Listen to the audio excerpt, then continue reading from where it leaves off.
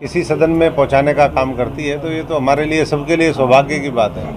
अब हम ये आज अरविंद केजरीवाल जी को दिल्ली के लोगों ने मौका दिया, तो मैं समझता हूँ कि हरियाणा तो वो तो जो मूल है वहाँ का, और जिम्मेदारी के तहत कोई भी साथी कहीं भी जा सकता है। मैं सभी साथियों से यही आग्रह करूँगा कि हम अच्छे से पॉजिटिव नोट के ऊपर आगे अपनी संगठन क्षमता को आज पूरे देश के अंदर 2024 के अंदर एक विकल्प के तौर पे जो आम आदमी पार्टी को पूरा देश देख रहा है, अरविंद केजरीवाल जी को देख रहा है, उसको हमें ध्यान में रख करके हमारे प्रदेश की जो उसमें भागीदारी हो सकती है वो हमें सुनिश्चित करनी है।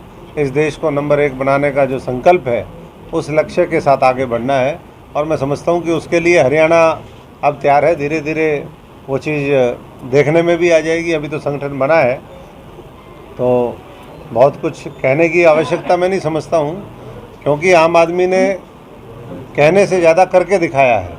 वो दिल्ली में सफाई करी, जब दिल्ली के लोगों ने झाड़ू उठाई तो 70 में से 67 सीटें आई। जब पंजाब के लोगों ने उठाई तो 113 में से 92 सीटें आई।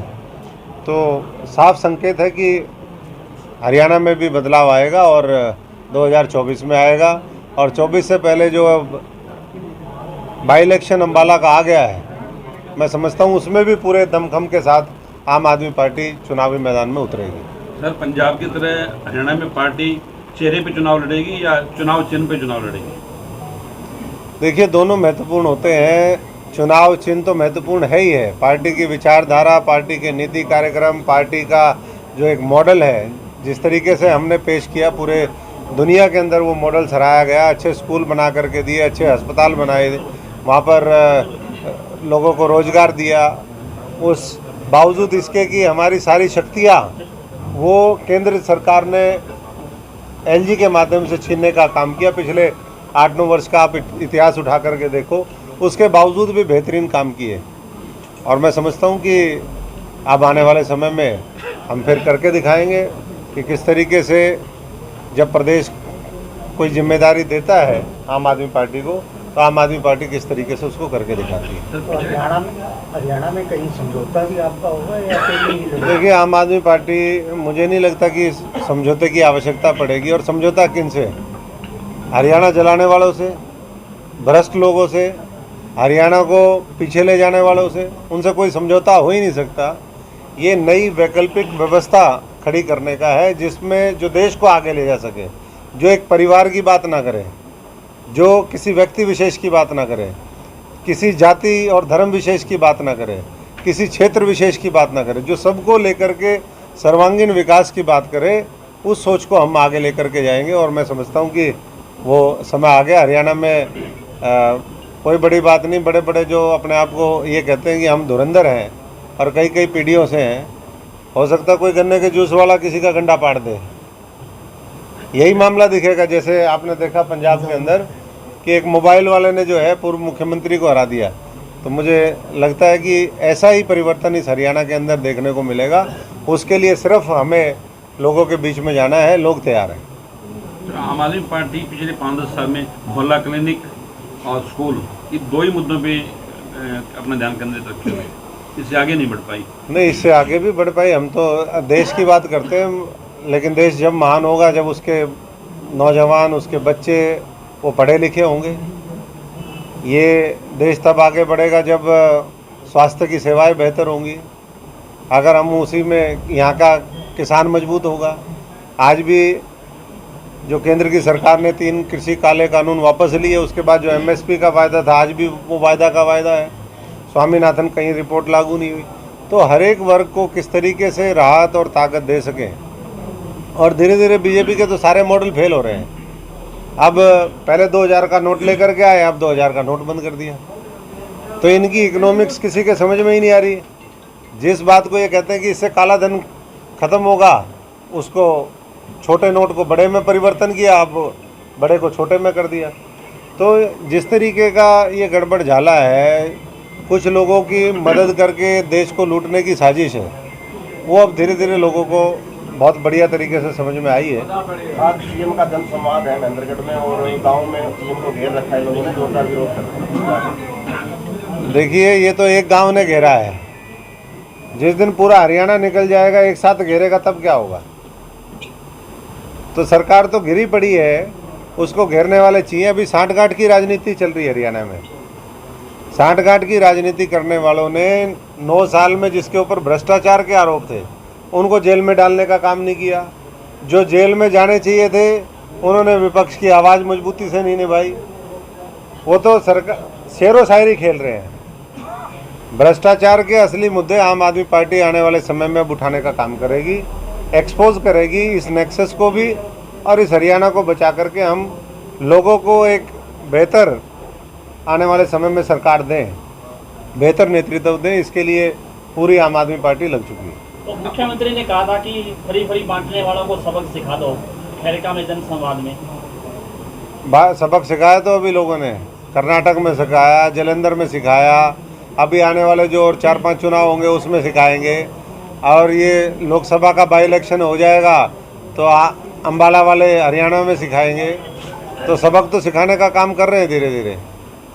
तो अम्बाला में आपको टिकट दे दोगे?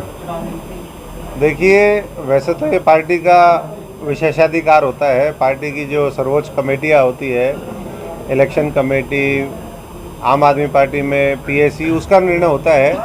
लेकिन मैं समझता हूँ कि और लोगों को मौका देना चाहिए। जो वहाँ पर स्थानीय साथी हैं उनको प्राथमिकता देनी चाहिए, और उसके बाद जो भी पार्टी का फैसला है मैं समझता हूँ कि वो सर्वमान्य सबके लिए होता है। बाकी मैं कार्यकर्ता हूँ आम आदमी की तरह, हमने पहले भी हमेशा राजनीति करी है और आज भी उसी पद चिन्हों पे चलते हुए हम प्रदेश की, देश की सेवा करने में लगे हुए हैं। Are the challenges in Haryana different from those which were in Punjab for electioneering? देखिए, चैलेंजेस तो मैं समझता हूँ कि मोटा मोटा सेम ही होते हैं, कोई बहुत ज़्यादा फ़र्क नहीं होता। 2-4 कुछ वो बॉर्डरिंग पाकिस्तान है, एक इंटरनेशनल बॉर्डर है, बाकी मुझे नहीं लगता कि कोई बहुत ज़्यादा समस्या है। हाँ, पंजाब को जितना खोखला वहाँ की सरकारों ने पहले किया उससे थोड़ा सा कम यहाँ की सरकारों ने किया। कर्जा यहाँ भी कोई कम नहीं है। अभी भी बहुत से डिपार्टमेंट की तनख्वाह ये सरकार टाइम पे नहीं दे पाती है। लोगों को पंचकूला, करनाल में जगह जगह धरने देने पड़ते हैं कि हमारी सैलरी दो, हमारी तनख्वाह दो। विकास के कार्य आज मुख्यमंत्री को क्यों घेरा? मुख्यमंत्री की जो खुद की घोषणाएं थी कुछ साल पहले की, वही आज तक पूरी नहीं हुई है। इस सिरसा और हरियाणा के अंदर कई हज़ार घोषणाएं हैं जो मुख्यमंत्री की खुद की हुई थी, उनको पूरा आज तक नहीं किया गया। तो मैं समझता हूँ कि इन चीज़ों के ऊपर लोगों का रोष है। पहले आप चुनाव के समय में झूठे वायदे करते हो, बड़े बड़े वायदे करते हो, फिर वायदा खिलाफी करते हो और प्रदेश को लूट के खा जाते हो, तो जनता तो हिसाब मांगेगी। Is it so that comparatively Punjab electorate was subscribing less to pseudo nationalism and compared to Haryana? नहीं, हरियाणा और पंजाब में कोई बहुत ज़्यादा इन चीज़ों में फ़र्क नहीं है। दोनों पुराना एक ही प्रदेश रहा है। वो बड़ा भाई, हम छोटे भाई, अगर साइज़ की बात करें तो। और मैं समझता हूँ कि हरियाणा के लोग भी बहुत मजबूत हैं, और वो चाहे ये सूडो नेशनलिज्म की आपने बात करी या धर्म की आड़ में, जाति की आड़ में लोगों को बांट करके, वो हरियाणा के लोग उससे बहुत दूर हैं। मैं समझता हूँ कि बहुत समझदार हैं, और हरियाणा के लोग एक नई राजनीति का जो पदार्पण है वो 2024 से करेंगे। एसवाईएल का बड़ा मुद्दा, राजनीतिक मुद्दा, अब पंजाब में आपकी सरकार है, तो क्या हरियाणा को पानी मिलेगा? पंजाब की सरकार मिलेगी पानी? हरियाणा की सरकार बनेगी, केंद्र की सरकार बनेगी तो सबको पानी मिलेगा। हरियाणा को भी मिलेगा, पंजाब को भी मिलेगा, दिल्ली को भी मिलेगा, राजस्थान को भी मिलेगा, सबको मिलेगा। लेकिन मैं एक बात और कहना चाहूँगा कि कल हमारी कमेटी गठित हुई। ये बड़े दुर्भाग्यपूर्ण बात है कि कमेटी गठित होते ही लोगों को एसवाईएल की याद आ गई। ये जो पंजाब में दोनों पीछे अकाली दल के साथ भारतीय जनता पार्टी मिलके थी, यहाँ 9 साल से उनकी सरकार है। उससे पहले कांग्रेस की सरकार केंद्र में थी, प्रदेश में वहाँ भी थी, यहाँ भी थी। आप भी तब देखिए, मैं तो भागीदारी, हमारा तो लिमिटेड रोल था, संगठन वाले हम लोग थे। और जब सही नेतृत्व का हरियाणा के अंदर सिस्टम बनेगा, सही नेतृत्व को लोग चुन करके भेजेंगे। केंद्र में चौथी पास राजा नहीं होगा, आईआईटी का राजा होगा। तो मैं समझता हूँ कि अपने आप ही परिवर्तन होगा। और SYL का पानी भी मिलेगा और नदियों का पानी भी आएगा। यानी केंद्र और राज्य में अभी इंतजार करना पड़ेगा सरकार को। इंतजार क्या, इंतजार तो ज़्यादा बचा नहीं, 1 साल का इंतजार है। जब आज तक हरियाणा 66 से लेकर के 2023 तक हमने 57 साल इंतजार कर लिया, तो 1 साल और इंतजार कर लेते हैं, क्योंकि ये तो केंद्र का मामला है, केंद्र की सरकार ने करना है और वो कर नहीं रहे। केंद्र की सरकार चाहती तो पानी बहुत पहले आ जाता। तो साहब इनेलो भी यात्रा निकाल रही है, बेचौटाला दावा कर रहे हैं कि परिवर्तन लाएगी इनेलो, आप कैसे देखते हैं?